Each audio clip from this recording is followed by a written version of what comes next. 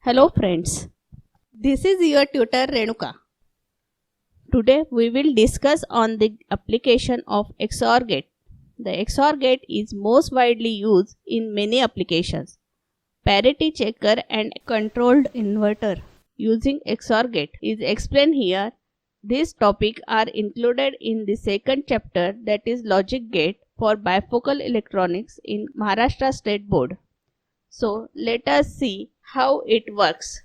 First of all, we will start from the parity checker. You might have copied data from pen drive to computer or from computer to pen drive. The pen drive has to be connected to USB port of computer. The full form of USB is Universal Serial Bus. This means that the data flow through this port is in the serial form. This data is sent with the help of packets. Packets are bunch of bytes and byte is a group of 8 bits. In a byte, the first bit is used to indicate the parity of byte. If this parity bit is 0, then the number of ones in the byte is even, and if it is 1, then the number of ones in the data is odd. This parity bit is used for correct data transfer from source to destination. At the destination where the data is to be stored, parity bit and data is checked for error. If parity bit, data and number of ones in the data mismatch, the packet is resent to get corrected using a program. To check this kind of error in data transmission, parity checker circuit is used. We will try here understanding parity checker using a simple circuit for 4 bits only. You can see in the diagram that the 4-bit parity checker requires 3 XOR gates. Let ABCD are the input bits and A and B are connected to first XOR gate. C and output of A and B are connected to second XOR gate. Then D and output of second XOR gate is connected to third XOR gate. If we express this circuit using Boolean equation, we will get a XOR output for 4 inputs, that is A XOR B, XOR C, XOR D. Now let us check this circuit with different combination of data. Suppose A equal to B equal to C equal to D equal to 0. Number of ones are 0, hence the parity will be even.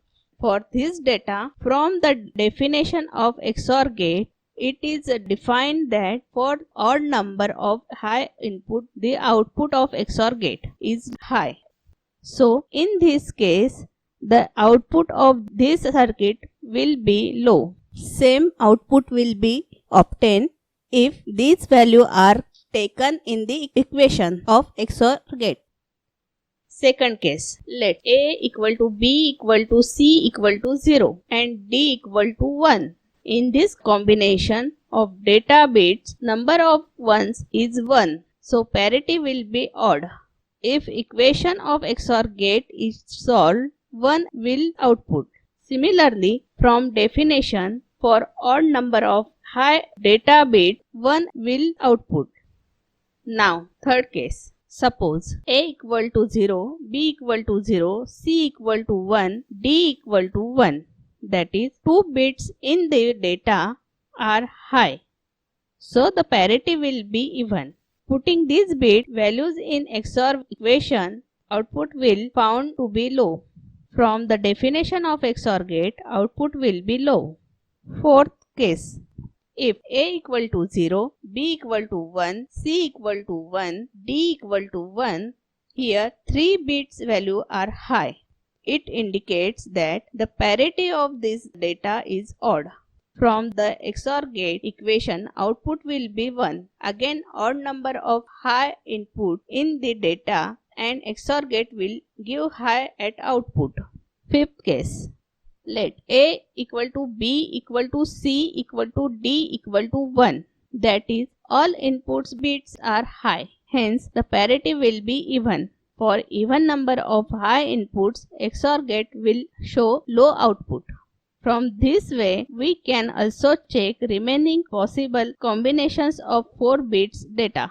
From the truth table, we can observe that this circuit shows high output for odd parity and low output for even parity for a 4-bit data. Same circuit can be used to check 8 bits or 16 bits data. In this way, parity checker circuit is used to check the error in data. Next circuit that is used in calculators mostly. This circuit is called as controlled inverter. In binary arithmetic, for performing subtractions, one's complement method is employed. One's complement means all the 1 and 0 are replaced with their opposite bits. That is, zeros are replaced with ones and ones are replaced with 0. XOR gate is used for getting one's complement of data. Here, an circuit of 4-bit inverter is shown using 4 XOR gate. That is, 1 XOR gate for each bit. One of the input of all XOR gate is connected to a terminal named invert commonly, and data to this terminal will decide the invert operation. Consider the data bits are 1101 and invert is connected to logic 0 starting from LSB. Inputs to this XOR gate will be 0 from invert and logic 1 from LSB of data. LSB XOR gate is getting odd number of ones, so will output high. For second LSB, 0 from invert and 0 from second LSB are the inputs to second LSB XOR gate. This data has 0 number of ones, that is even number of high inputs. Hence, output of XOR gate will be 1. In the same way, third LSB XOR will have 0 and 1 as inputs, which will output 1. For fourth LSB, XOR gate data is same. Hence, it will also output 1. If you combinedly observe the outputs of all XOR gate, you can see the data is 1101, which is same as that of input data. This means that if invert is connected to 0, output data will be same, that is uncomplemented. Let invert is connected to logic 1. Again, starting from LSB XOR gate, inputs to this gate will be 1 and 1. XOR gate will give low output as the number of high inputs are 2, and which is an even number. For second LSB XOR gate, invert is 1 and data is 0. This will make 1 at the output, as the number of ones in the data is 1, which is an odd quantity. For third and fourth LSB XOR gate, invert is 1 and the data inputs are also 1. This will make 0 at output of both XOR gate. So finally we are getting 0010 at the output of XOR gates. This indicates that if invert is connected to logic 1, data bit are inverted at the output, that is complemented at the output. From this explanation, it is clear that we can control the invert function of this circuit and hence called as controlled inverter. Stay tuned for tutorials on electronics and computer science. Please like and subscribe my channel and also share it.